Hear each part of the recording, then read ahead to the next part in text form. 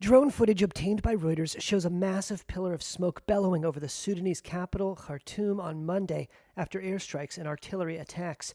The United Nations on Monday warned the conflict in Africa's third most populous nation could force 800,000 people to flee into neighboring countries. Sudan's UN humanitarian coordinator Abdou Dieng warned of a, quote, full-blown catastrophe. As you know, it has been more than 2 weeks of devastating fighting in Sudan, a conflict that is turning Sudan's humanitarian crisis into a full-blown catastrophe. Hundreds of people have been killed and thousands wounded in battles that erupted between the Sudanese army and the paramilitary Rapid Support Forces, or RSF, in the middle of April. Foreign governments have pulled out their citizens over the past week in a series of operations by air, sea, and land.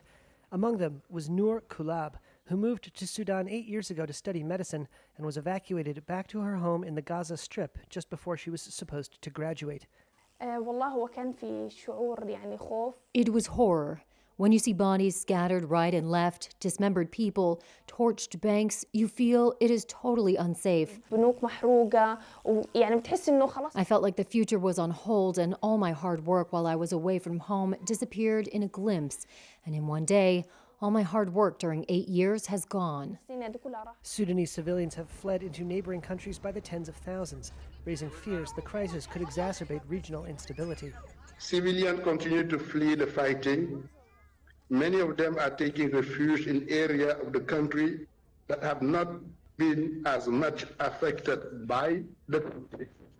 The regional spillover effect of the crisis is of a serious concern.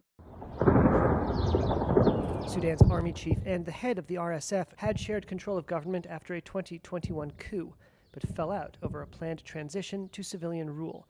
Both sides agreed on Sunday to extend a truce by 72 hours, and the UN told Reuters they